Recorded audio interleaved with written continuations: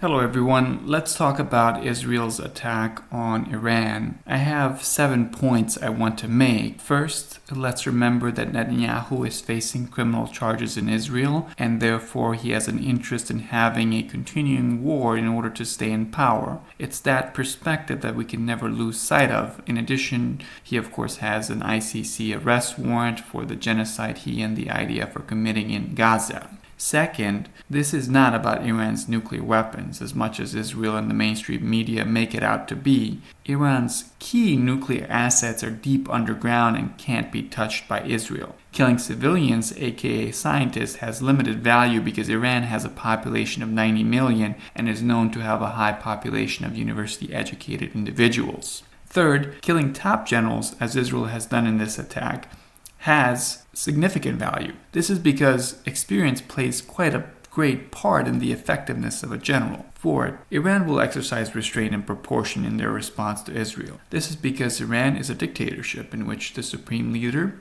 Ali Khamenei, is in charge of the country and has been for decades. In the Middle East, to remain in power as a dictator, you have to at least tacitly support Israel.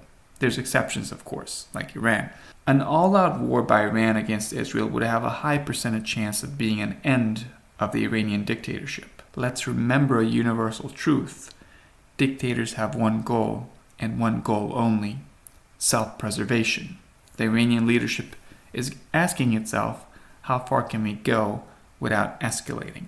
Fifth, the greatest threat, and I mean actual threat, to Israel is a democratic Iran and a democratic Middle East, for that matter. Think of it this way. The people of the Middle East, like the people of the world, have seen what Israel does to Palestinians, how they target Palestinian toddlers and shoot them in the forehead, how they are actively starving the Palestinian children. And when you see polls of what percentage of Israelis support this, it's the overwhelming majority. The overwhelming majority of Israelis support the genocide of the Palestinians. In a democratic Iran or any country in the Middle East in a democratic form, the voting population will always vote for leaders who will hold Israel accountable. Right now, virtually all of the Middle East dictators, especially the dictators of Saudi Arabia, fully support Israel, even if to their own public they pretend not to support Israel.